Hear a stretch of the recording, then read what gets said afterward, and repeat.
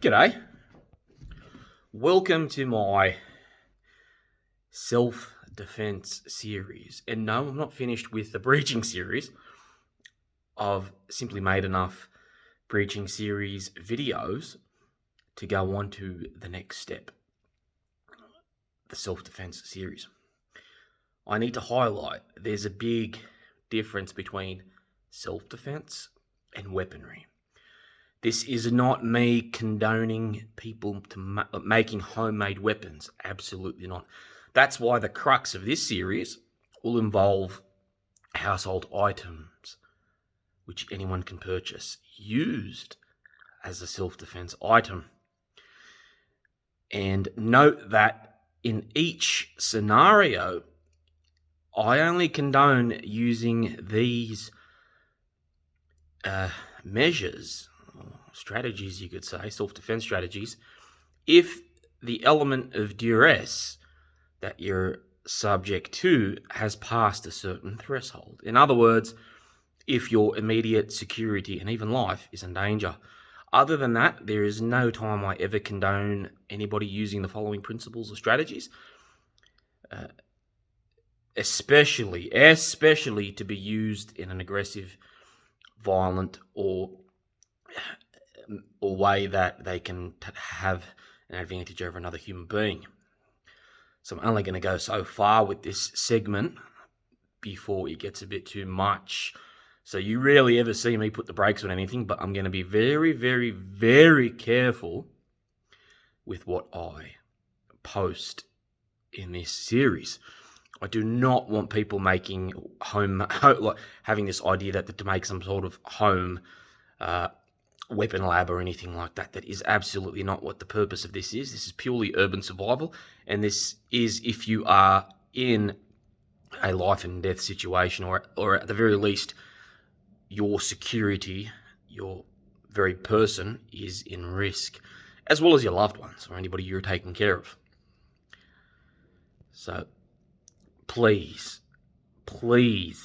watch this series with the utmost responsibility, and duly note that it's only for pure and true self-defense purposes. Anything outside those bounds, and you're a fuckwit. This video was not meant for you. So I will be making these types of videos at the start of every series, so people understand why I'm making it and what it's meant for. Of course, anybody can abuse anything, just like a gun license. Anybody can go and get a gun under a registered name and use it illegitimately. So the information I give here is no different to that. You can't say, oh, you're giving out dangerous information. What if other people abuse it? Well, you can get firearms, petrol, and all sorts of other fucking things from anywhere, even without a license. So that I'm not teaching people how to make Molotov cocktails or how to electrocute people. I'm definitely not going to get into that. I know how to. There's absolutely no doubt I know how to electrocute people in 100 different ways. I'm most definitely not going to get into that. Not one of those examples. Is that really true? I'm going to hope it is. I'm going to try my very, very best to give people the best self-defense strategies possible whilst not posing any threat to any other civilian. So again, the very simple tactics I will employ or teach you to employ are only in life and death situations and very serious urban survival scenarios. It's probably going to include boiling water, light, and other makeshift self-defense items, but it's not going to go beyond that. I severely doubt I'm going to teach you anything about electricity in this segment. It's just completely wrong. So I think that's as far as I'm going to get, because when it comes to electricity, you can actually be very dangerous if you know how to harness the full power of electricity. I know how to make an item that would not only give you the most shocking amount of volts, it would pretty much turn you into a skeleton. You get what I mean? So these are items I would never, ever, ever give people that I know how to, even if paid a lot of money. So I'm doing this for free because people should be instructed, knowledged on what to do in the evil day, in an urban survival situation. But that's why I do these things for free, because they're right. Even if you gave me a lot of money, I would not teach you how to make some of the items I know how to make, because they are just too much of a risk to other humans.